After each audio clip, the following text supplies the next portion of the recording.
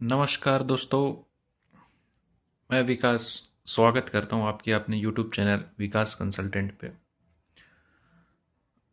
आज का टॉपिक हम स्टार्ट करेंगे दोस्तों कि जो नई बाइक हम खरीदते हैं, अगर कोई भी हम नई टू व्हीलर परचेज करते हैं तो शोरूम वाले हमें इंश्योरेंस के लिए बोलते हैं कि सर आपका जो टू व्हीलर का इंश्योरेंस है वो 5 साल के लिए बनेगा। तो वाकई में जो इंश्योरेंस ये बना के देते हैं वो 5 साल का होता है, 1 साल का होता है, किस प्रकार से वो काम करेगा, किस प्रकार से मतलब उसको यूज़ कर सकते हैं, कैस क्या क्या इसमें कवर अप होते हैं, तो उसके लिए बहुत से मतलब मेरे को डीएम भी आ रहे थे कि सर एक वीडियो टू व्हीलर की इंश्योरेंस पे भी बनाई, क्योंकि बहुत सारी इसमें कुछ कमियां तो नहीं बताऊंगा, लेकिन ये है कि हाँ, कुछ अवेयरनेस के वजह से अपन उसमें कुछ एड ऑन लेते हैं तो कहीं ज़्यादा फायदामंद ओनर को होता है। तो ज़्यादा टाइम न लेते हुए आज का वीडियो स्टार्ट करते हैं। दोस्तों, बाइक का इंश्योरेंस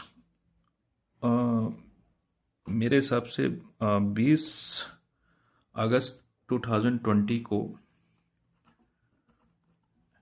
आईआरडीए के द्वारा एक कॉन्सेप्ट लाया गया था कि कोई भी न्यू बाइक आप परचेज करते हो तो आपका 5 साल का थर्ड पार्टी बीमा जो होगा वो कंपलसरी होगा। मतलब कोई भी अगर आप बाइक खरीदते हो तो उसमें आपका 5 साल का बीमा होना कंपलसरी है, ऐसा आईआरडीए ने निर्देश जारी करा था 20 अगस्त 2020 से, जो अभी तक लागू है। तो कभी भी अपन शोरूम पे अगर अपन बात करते हैं कि भाई 5 साल का बीमा है, तो वो 5 साल का बीमा होता है या नहीं होता, तो उसको एक शॉर्ट रूम में समझेंगे कि जैसे ये मैंने दो चार्ट बना रखे हैं। फर्स्ट जो पार्ट होता है वो आपका ऑन डैमेज सेक्शन होता है। सेकंड जो पार्ट होता है वो आपका लाइबिलिटी सेगमेंट होता है। इंश्योरेंस के बारे में फर्स्ट पार्टी और थर्ड पार्टी के बारे में मैंने डिटेल से बताया था अपनी वीडियो में, तो अगर उसके बारे में जानना है तो मेरे लिंक में मैंने वो डिस्क्राइब कर दिया है। तो बात करते हैं जो लाइबिलिटी सेगमेंट होते हैं। तो 5 साल का तो इसमें third party third party cover up आ गया, मतलब आपका 5 साल का बीमा इसमें सिक्योर हो गया।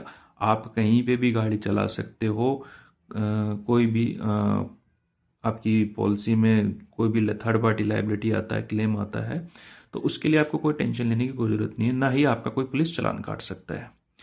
अब जो मेन जो इसमें एड ऑन होता है वो सबसे प्रायोरिटी पे एक होता है। अगर गाड़ी या टू व्हीलर जो भी ओनर सेल्फ चला रहा है, ओनर सेल्फ ड्राइव करता है, तो उसके लिए एक 15 लाख का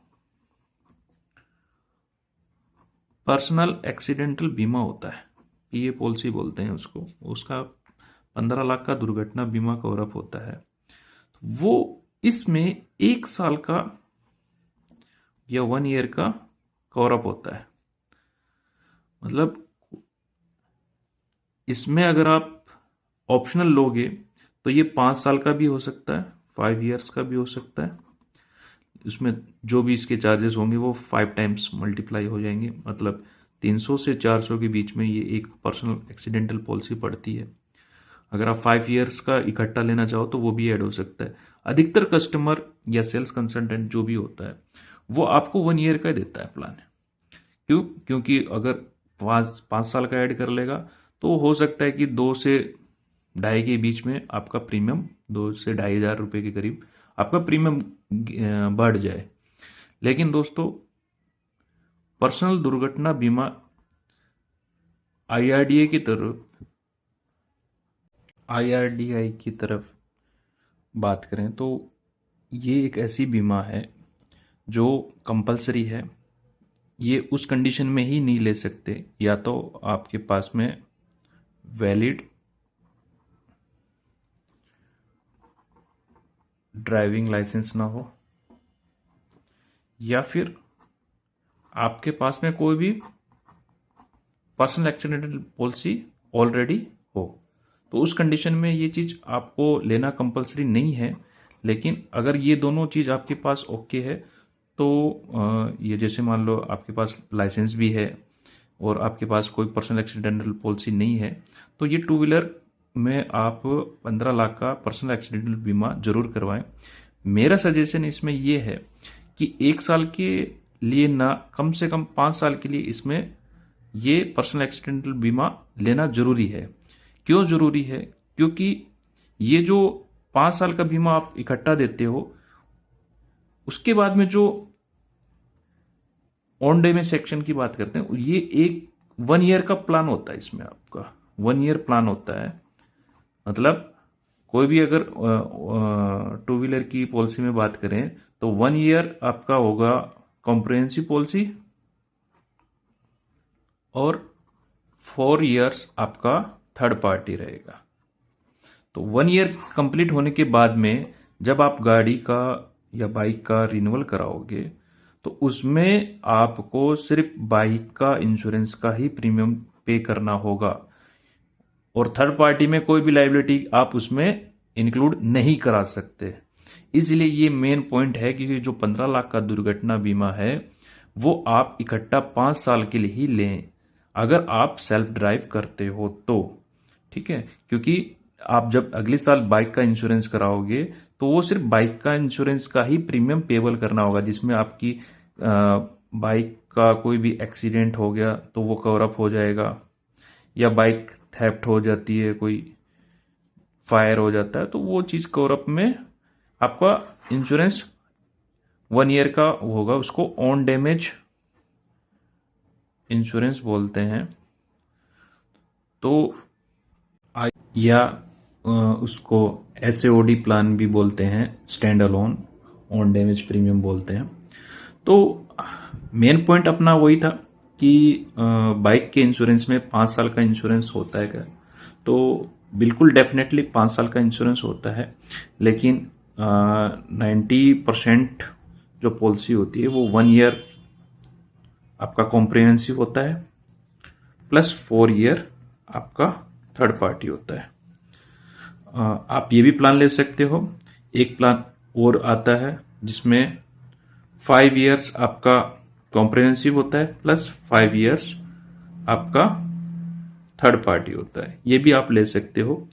प्राइजिंग की बात करें तो लगभग प्राइजिंग में बराबर सा ही फर्क रहता है, क्योंकि अगर आप हर साल रिन्यूअल कराओगे ऑन डैमेज वाला तो उसका भी प्रीमियम लगभग कोई भी नई पॉलिसी करते तो 1000 से 1500 के बीच में प्रीमियम पड़ता है।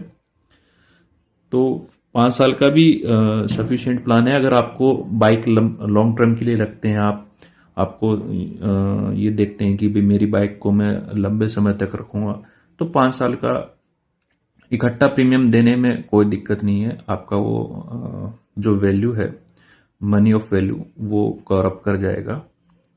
तो आज के वीडियो में मेरे हिसाब से क्लियर हो जाएगा कि भाई जो भी बाइक का इंश्योरेंस आप परचेज करते हो वो आप उसमें अपने सेल्स टीम से या जहां से भी आप परचेज करते हो, तो मेरा सजेशन यही है कि आप उसको डॉक्यूमेंट्स को देखें कि भाई ये जो मैं पॉलिसी परचेज कर रहा हूं वो लायबिलिटी कितने साल की है, मेरा ऑन डैमेज सेक्शन कितने साल का है।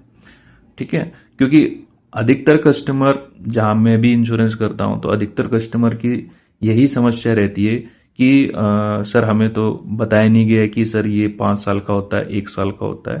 तो इसीलिए मैंने सोचा कि चलो इस टॉपिक के ऊपर भी एक वीडियो भी बनानी चाहिए कि ऑन डैमेज सेक्शन आपकी पॉलिसी में जरूर दिखेगा वहां पे कि लायबिलिटी आपका 5 साल का है तो 5 साल का दिखाएगा वहां पे, और आपका ऑन डैमेज सेक्शन जो 1 साल का होगा वो भी दिखाएगा आपको वहां पे। तो ये थोड़ा सा मार्क करके रखना कि भाई मेरी पॉलिसी कब रिन्यूअल हो रही है, क्योंकि अगर ब्रेक हो जाती है तो उस कंडीशन में थोड़ा सा इफेक्टिव करता है ब्रेक इन केस में। तो आशा करता हूं आपको वीडियो अच्छी लगी होगी। कोई भी डाउट्स, कोई भी किसी भी तरह का इसमें अगर आपको कोई सवाल पूछना है तो प्लीज़ कमेंट करके ज़रूर पूछिए। वीडियो अच्छी लगी तो लाइक कीजिए और चैनल पे नए आए हो तो प्लीज़ सब्सक्राइब जरूर कर देना। बाकी मिलते हैं अगले वीडियो में। धन्यवाद। जय हिंद, जय भारत, नमस्कार।